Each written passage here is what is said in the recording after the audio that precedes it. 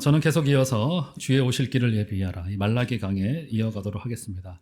제가 이 두 가지 키워드를 이해하시면 좋다고 했죠. 그들이 하나님에 대한 막연한 기대를 가지고 돌아와서 제2 예루살렘 성전의 완공을 다 마쳤어요. 우리로 말하면 주의 일에 헌신한 거예요. 그럼 하나님께서 보상해 주면 좋을 텐데 물론 하나님께서 그러실 때도 있습니다. 안 그러실 때도 있어요. 우리는 왠지는 몰라요. 그죠? 사람마다 하나님이 가신 정하신 길이 있단 말이에요. 이스라엘의 당시에는 그러지 못했던 것 같아요. 그들 마음에 기대가 있었어요.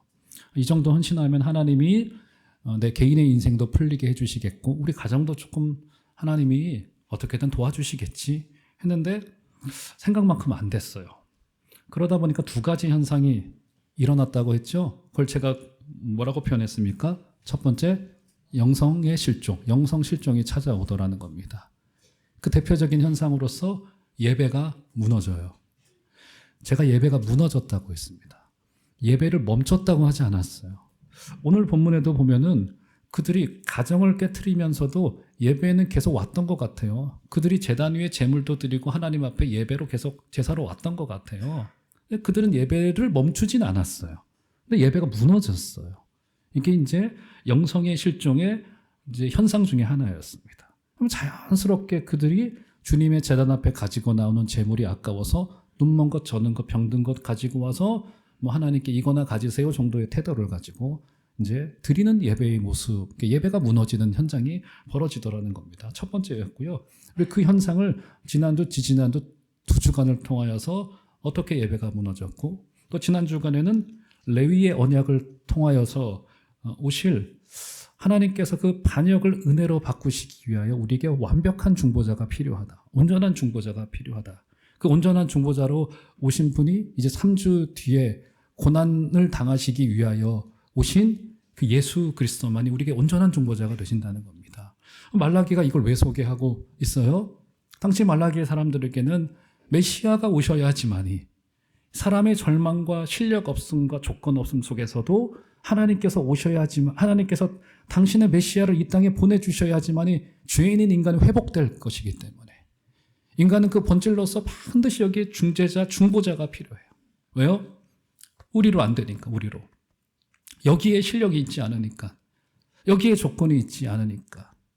그러니까 우리는 우리에게서 실망을 하다가 결국 완전한 메시아, 완전한 중보자를 바라보게 되는 거예요.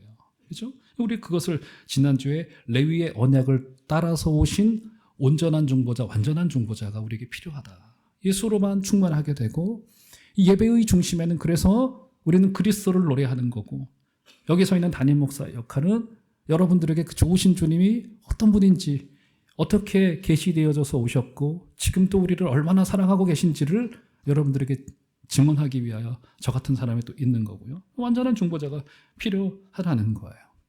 이스라엘은 그렇게 배반한 거예요. 예배가 무너졌어요.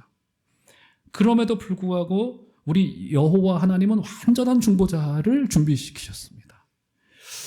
이스라엘의 반역을 하나님께서는 은혜로 바꾸셨어요. 도대체 여러분 이거를 어떻게 설명을 할 수 있을까요?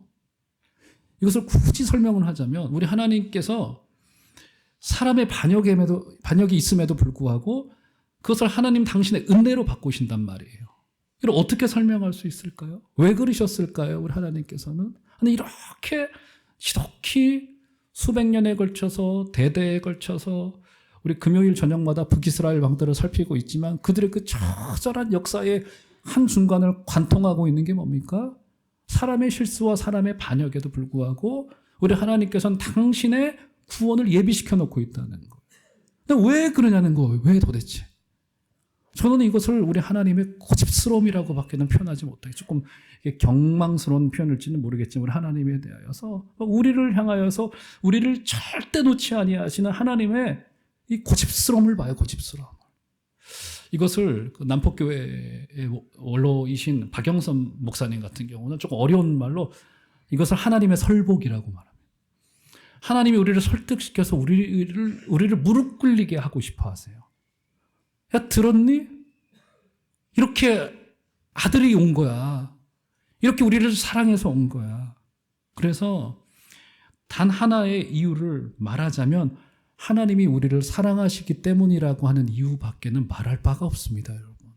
그래서 저는 이번 고난주간 이제 3월 25일부터 시작되게 될 텐데 그 한 주간 특세의 기간 동안에 이제 지난주부터 말씀 준비를 시작을 했는데 우리 하나님의 사랑이 드러나고 있는 가장 결정적인 몇 장면들이 있는 성경 속에 있습니다. 그 장면들을 살피면서 우리 하나님이 우리를 얼마나 사랑하셨는지를 다시 한번 확인하고 내가 정말 하나님의 사랑을 받은 존재이고 성경의 이야기는 처음부터 끝까지가 우리가 얼마나 잘못했고 우리가 무엇을 해야 되고 우리가 얼마나 탁월하게 해야 되고에 관한 문제가 아니라는 사실이에요. 성경은 처음부터 끝까지가 하나님이 우리를 얼마나 사랑하셨는지에 대한 거대한 하나의 편지와도 같은 거. 거대한 하나. 이게 하나님의 우리를 향한 러브레터이고요. 이건 하나님의 우리를 향한 세레나데인 거예요. 우리를 얼마나 사랑하셨는지를 다시 한번 확인하게 된다면 사랑하는 성도 여러분, 그럼 그 사람은 반드시 저는 성령이 주시는 은혜로 말미암아 변화될 것을 분명히 믿고요. 우리 인생이 주의 은혜 앞에 서게 될 것을 반드시 믿습니다. 그렇죠? 이렇게 하나님이 우리를 사랑하셨다는 이유 하나로밖에는 설명될 수 없는 게 하나님의 우리를 향한 태도이고요. 아들 메시아를 보내주신 너무 놀라우신 이유다라고 하는 사실인 겁니다. 그런데 어쨌든 그들이 그 영성이 실종됐고 예배가 무너져 버리고 말았다는 사실인 겁니다. 자, 오늘 본문은 이제 그것의 이제 연장선에 이어서서 이스라엘에게 있었던 이제 두 번째 현상이었던 삶에서의 각자 도생을 그들은 결국 예배가 무너지다 보니 결국 그렇게 이어지게 될 수밖에 없더라는 겁니다. 한번 볼까요? 10절 보시면 자, 2장 10절 한번 볼까요? 다 같이 한번 자, 삶에서의 각자 도생으로 말미암아 어떤 선택을 하는가를 보십시다. 다 같이 시작. 우리는 한 아버지를 가지지 아니하였느냐? 한 하나님께서 지으신 바가 아니냐? 어찌하여 우리 각 사람이 자기 형제에게 거짓을 행하여 우리 조상들의 언약을 욕되게 하느냐? 예. 자, 오늘 본문 10절에서는 그 말이 등장하고 있지는 않지만 여러분 아까 함께 읽으신 바대로 삶에서의 각자 도생의 문제 때문에 그들의 뭐가 무너지게 됩니까? 가정이, 남편과 아내와의 관계가 무너지게 됩니다. 자, 그래서 오늘은 특별히 이제 결혼에 관한 이야기가 이제 결혼의 정결에 관한 문제가 이제 등장하게 될 텐데 이 이스라엘의 신앙의 위기가 이 가정의 위기로, 가정의 붕괴로 찾아오게 되더라는 겁니다. 근데 오늘 이제 본문 10절에서도 그렇고요. 나중에 이제 15절, 16절 등에 가보면 여기 강조되고 있는 표현 한 가지가 있어요. 10절 다시 한번 눈으로 보시겠어요? 뭐가 강조됩니까? 여러분 10절에서 10절도 그렇고 15절, 16절 보세요. 15절도 있습니다. 15절도 연결시켜서 보세요.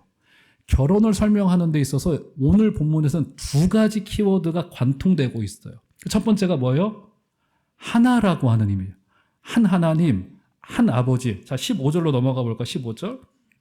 그에게는 영이 충만하였으나 오직 뭐를 만드셨대요? 하나만을 두시게 했대요. 사람에게. 그죠? 하나만을 두시게 했고요. 이 첫 번째 키워드가 이 결혼에서 이 가정에서는 하나라고 하는 게 굉장히 중요한 거고요. 또 한 가지의 키워드가 등장하죠. 10절에서도 오늘 10절에서도 등장하고 15절에 또 등장합니다. 비슷한 표현이 등장해요.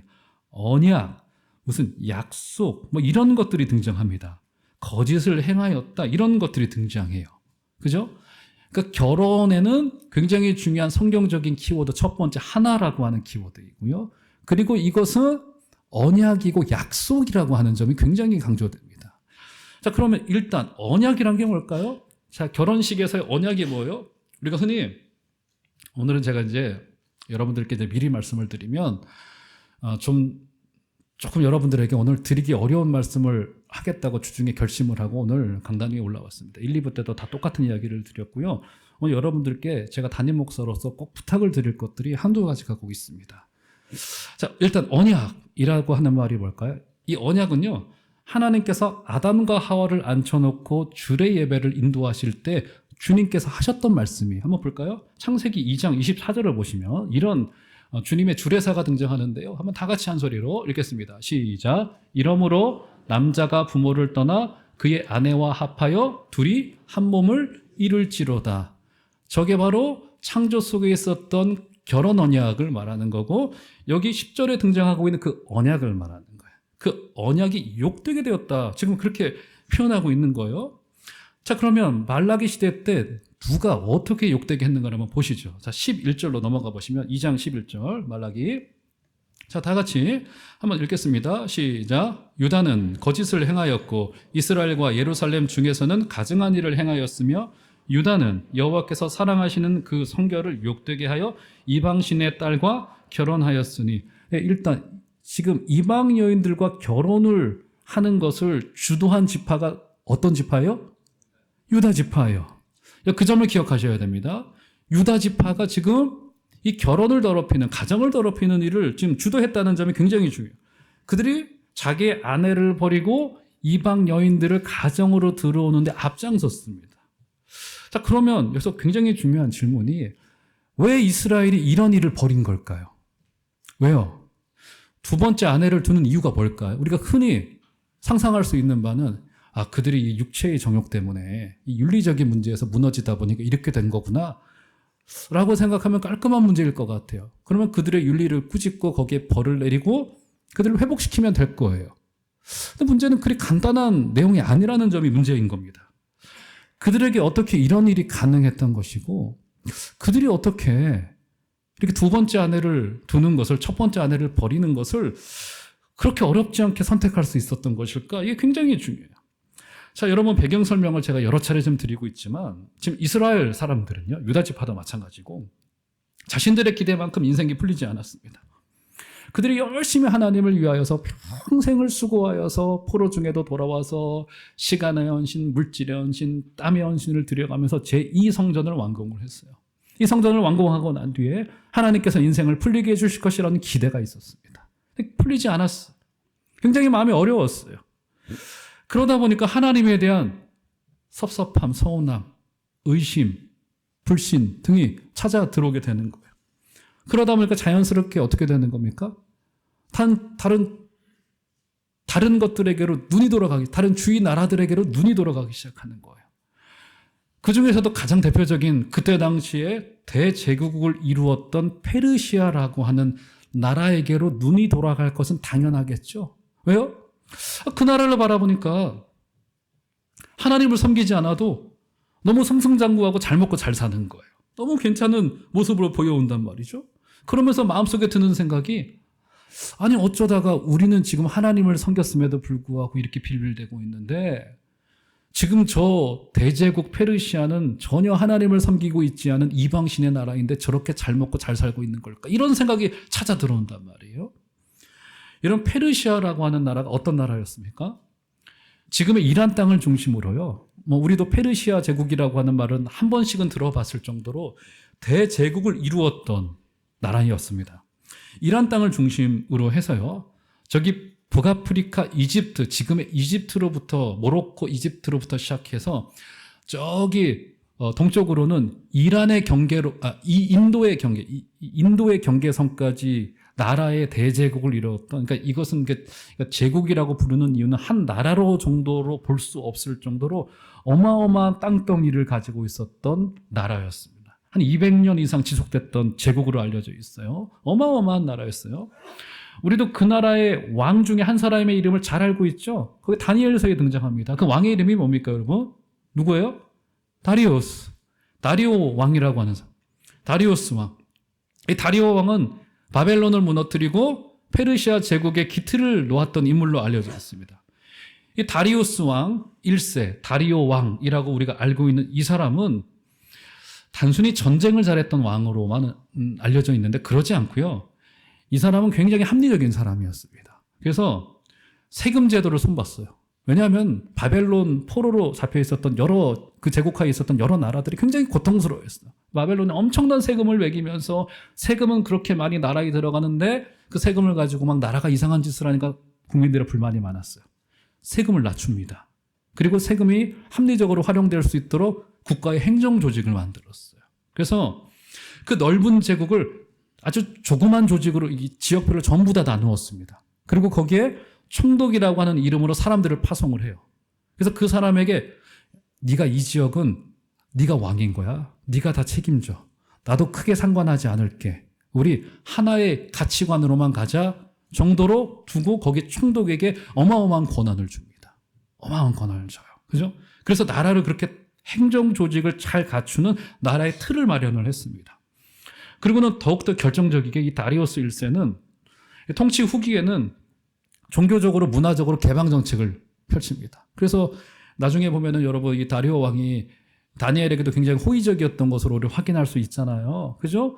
그럴 정도로 이 나라는 후에 문화적으로 종교적으로 개방 정책을 펼쳤어요. 뭐 일본도 그런 일을 우리에게 이제 우리 3.1운동 이후로 1920년도인데 문화 정책을 펼치곤 했거든요. 이게 지혜로운 거죠. 어떻게 보면은 제국이 계속 성장하는 제국이. 인간적으로 이해가 돼요. 그래서 저 나라는 뭘 잘해서 저렇게 되는 거지? 우리는 살아계신 하나님을 의지한다고 살아왔는데 지금 이 모양 이 꼴로 살아내고 있는데 지금 저 나라는 그렇지 않단 말이에요. 그래서 하나님에 대한 불신과 더불어서 잘못된 선택을 하기 이르는 겁니다. 그래서 한편으로는 하나님에 대한 예배를 놓아버렸고요. 예배가 무너지게 됐고요. 영성의 실종이 찾아오게 됐고요. 또 한편으로는 뭐요? 저 페르시아 대제국의 선진 문물을 내가 받아들여야 되겠구나 라고 하는 결정을 하기 이르릅니다. 그래서 그들이 했던 가장 쉬운 방법이 뭐예요? 그 나라 사람들을 우리의 가정으로 들이는 거예요. 유다지파 남자들을 중심으로 그래서 자신의 첫째 아내들을 버리고 결혼의 국제화를 통해서 이들의 선진 문물을 받아들여야 되겠구나는 결정을 한 것이 오늘 유다지파에 있었던 이 이혼과 가정의 파탄이 찾아오게 되었던 정황이었던 거예요. 그럼 여러분 어떻습니까? 만약에 이 문제가 그저 탐욕의 문제요, 정욕의 문제였다고 한다면 꾸짖으면 돼요. 그죠? 이건 어떤 문제였어요? 그 시대의 시대 정신이 막 이스라엘 나라들에게로 찾아 들어왔던 문제였고요. 그것에 관하여 선택했던 문제였던 거예요. 이것이. 그래서 그들은 자연히 그들이 혼인했던 첫 번째 아내들을 버리고 결국 가정이 붕괴되어지고 신앙의 이 위기가 공동체 위기가 이제 가정 구석구석으로 찾아 들어가게 되어지는 너무나도 결정적인 계기가 됐던 거예요. 그래서 신앙이 무너진 이 현장에는 이 언약의 파기가 있었는데 이 결혼의 언약의 파기라고 하는 너무나도 결정적인 계기가 찾아오게 된 겁니다. 왜 결혼을 여러분 언약이라고 말하죠? 왜 남편과 아내와의 관계를? 왜냐하면 볼까요? 에베소서 5장을 올려줘 보시면 이 언약에 대해서 신약이 이렇게 설명을 합니다. 에베소서 5장 31절과 32절이 창세기 2장 24절 인용한 건데요. 한번 다 같이 두 절을 읽겠습니다. 시작. 그러므로 사람이 부모를 떠나 그의 아내와 합하여 그 둘이 한 육체가 될지니 이 비밀이 크도다. 나는 그리스도와 교회에 대하여 저게 신약 성경이 말하고 있는 남편과 아내에 관한 굉장히 중요한 영적인 속성이. 32절 다시 보세요. 분명히 그 직전까지 바울은 무슨 남편과 아내의 윤리를 말하는 것 같았어요. 근데 32절 결론을 내면서 이게 뭐라고 말해요? 나는 지금 그리스도와 교회에 관하여서 말하노라라고 이야기를 해요. 너무나도 결정적인 장면이에요. 이거 뭡니까? 결혼이라고 하는 것은 남편과 아내라고 하는 이 관계 속에는 뭐예요, 여러분? 그리스도의 구속과 구원이라고 하는 중대한 바울의 표현대로 하자면 비밀이 담겨져 있는 비밀이. 말라기 시대 때 그 가정이 무너진, 그 남편과 아내의 관계가 무너진 거예요. 여러분, 오늘날의 결혼은 어떨까요? 조금 좁혀서 우리 성도들의 결혼은 어떨까요? 우리 이제 여기 자녀들 출가시키신 분들이 꽤 되실 텐데 우리 자녀들의 가정은 좀 여러분 어떻게 보이십니까? 제가 지금부터는 여러분들께 아까 말씀드린 대로 기도하면 이 말을 꼭 드려야 되겠다는 말씀을 지금부터 좀 드리도록 하겠습니다. 제가 지난 주간에 우리 조정래 씨의 새로 출간하신 황금종이라고 하는 소설이 있어요. 이게 챕터별로 나누어져 있어가지고 읽기가 좀 편한데 내용은 굉장히 쉬운데 그게 묵직해요. 제가 마침 지난 주간에 읽었던 내용을 잠깐 제가 설명을 해드리면 한 남자가 오랫동안 섬겼던 여자 자매가 있었습니다. 어느 날부터인가 이 자매가 자기를 좀 이렇게 멀리하기 시작하는 거예요. 연락도 안 되고 뭔가 자기를 좀 싫어하는 표를 내기도 하고 뭐 남녀 사이에 오랫동안 만났으면 느껴지는 거 아니겠습니까? 그러다가 결정적으로는 어느 날 갑자기 자기와 헤어지자고 한 거예요. 남자 입장에서는 너무 황당한 거죠. 그렇지 않아도 그 남자는 아버지가 이루고 있던 사업이 부도가 나가지고 어려운 중에 그 일을 겪은 거예요. 왜 이렇지 연락도 안 되고 그러고 있던 중에 너무 마음이 괴롭고 힘드니까 자매 집 앞에 찾아가고 했던 거야. 그러다가 스토킹범으로 몰려가지고 경찰에 고소를 하는 상황이 된 겁니다. 어느 날 전화가 와요. 형 자매의 아버지로부터 좀 만나자는 거예요. 당신 우리 딸 찾아오지 마시오. 그 형제가 물어요, 아버지한테. 왜 이렇게 됐는지 저는 알고 싶습니다. 그게 중요한 게 아니네. 무조건 헤어져. 이렇게 된 거예요. 형제가 참지 못해서 자매의 뒤를 밟기 시작을 합니다. 그러니까 새로운 남자가 생겼어요. 무슨 제가 드라마 설명을 하는 새로운 남자가 생겼어요. 어느 유력한 집안의 아들이에요, 보니까. 이것에 남자의 마음에 분노가 찾아 들어옵니다. 그리고는 이제 일어나는 참극과 비극을 그리고 있는 내용이 한 챕터로 이루어져 있는데 우리 일상에 있을 법한 내용을 그렸어요. 이 결혼과 심지어 이혼이 신분 상승의 기회가 되거나, 그죠? 이렇게 담겨져 있는 것 같아요. 여러분, 혼인에는요, 남편과 아내와의 관계는 매우 중대한 그리스도와 교회라고 하는 관계가 그대로 여기 공식으로 대입되어져 있는 겁니다.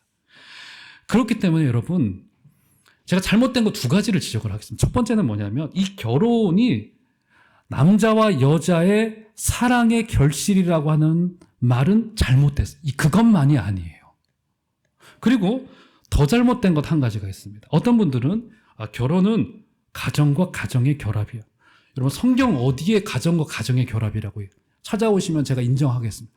어디 성경에서 가정과 가정의 결합이라고 이야기를 해요? 그러니까 어떤 비극이 생겨나는 겁니까? 저 가정은 우리의 것과 맞지 않아. 우리가 저 가정과 결혼할 수 있을까? 아니, 성경 어디에 가정과 가정의 결합이라고 결혼이 그렇다고 말하던가요? 그렇죠? 그러다 보니까 신분 상승의 기회가 되어지고 마는 거예요, 이게. 성경 어디에도요, 결혼을 가정과 가정의 결합이라고 이야기를 하지 않아요. 그건 현상일 뿐이에요. 오히려 뭐라고 이야기를 합니까? 남자가 어떻게 하래요? 우리 어머니들 기분 나쁘게 부모를 어떻게 하래요? 떠나. 그 여자에게 가서 한 몸을 이루라고. 저는 이제 아직은 우리 애들이 결혼하기까지 시간이 꽤 남아있기 때문에 저도 마음이 어떨지는 모르겠지만 부모를 떠나 여자와 하나의 몸을 이루라고 이야기를 합니다. 가정과 가정의 결합이 아니에요, 여러분. 이 사실에서, 그러니까 이 잘못된 현상에서 비극이 일어나요. 비극이. 신분 상승의 기회가 되고요.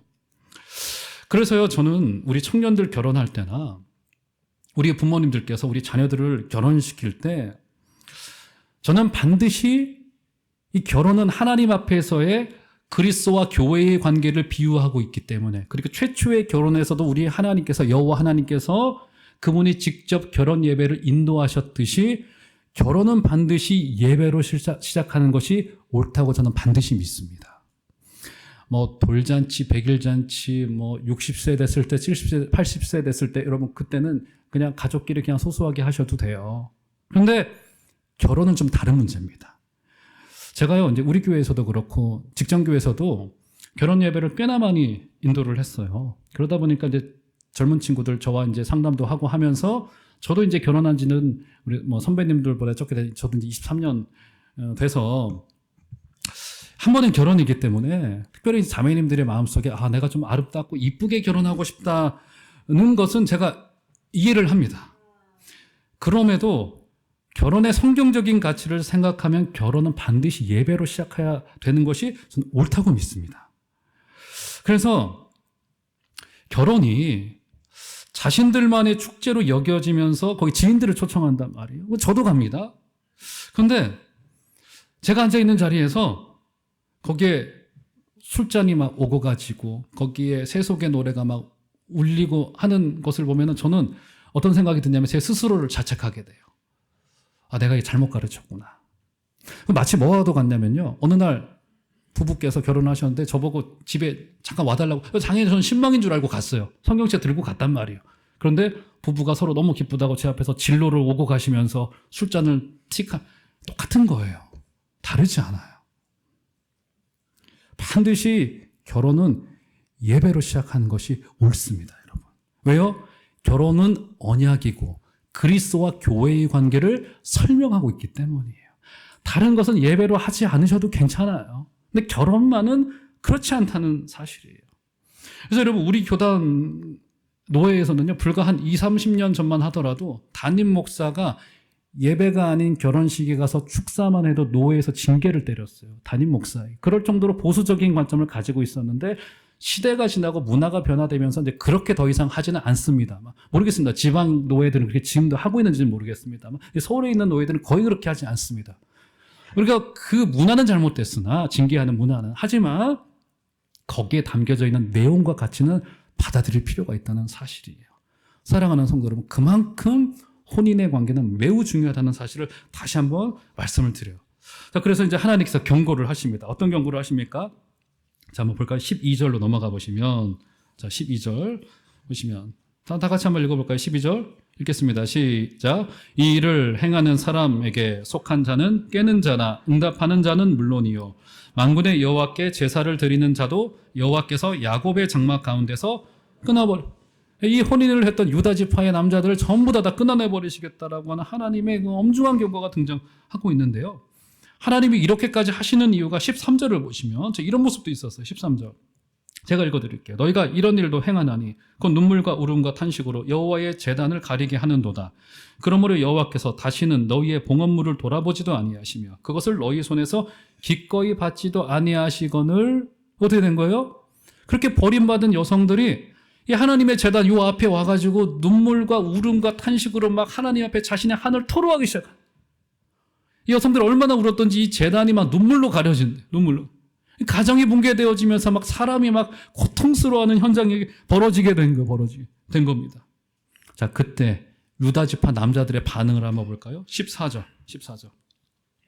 너희는 이르기를 어찌 됨이니까 하는도다.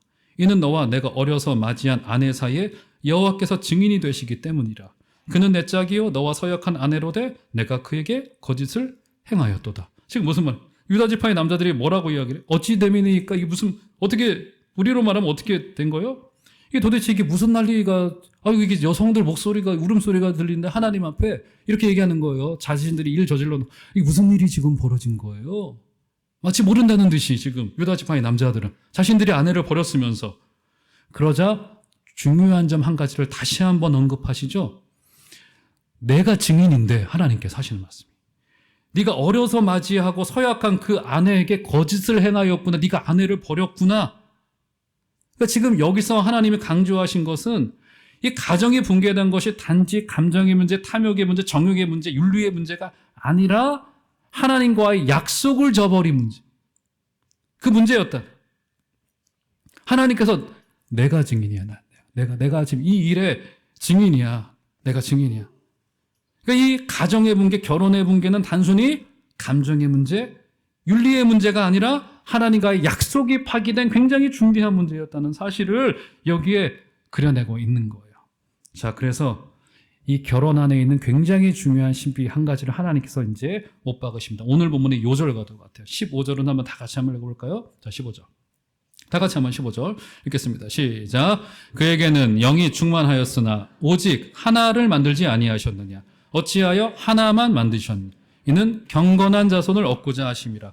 그러므로 내 심령을 삼가 지켜 어려서 맞이한 아내에게 거짓을 행하지 말지어다. 예, 지금 뭐라고 말해요? 두 번이나 강조되어져서 결혼에 하나만이 있다는 점이 강조되고 있죠. 그러면서 굉장히 중대한 점 한 가지를 말씀하십니다. 어찌하여 하나만 만드셨느냐? 주님께서는 영이 충만하신데도 불구하고 왜 하나만 만드셨느냐? 이제 그런 이야기를 하고 있는 거예요. 그래서 영이 충만하시다라고 하는 뜻은 어떤 관용적인 뜻을 가지고 있냐면 그분께서는 모든 것을 하실 수 있는 자유가 다 있음에도 불구하고 오직 하나만 두는 법칙을 만드셨다는 거예요. 이게 이제 결혼 안에 있는 굉장히 중요한 거예요. 그러니까 아담과 하와처럼 사실 결혼 언약에는 오직 하나만을 두셨다는 비밀과 신비가 숨겨져 있습니다. 아마도 이스라엘 백성, 유다 지파를 중심으로 아마 이 생각이 있었던 것 같아요. 많은 자손이 있어야지 나라가 부강해지지.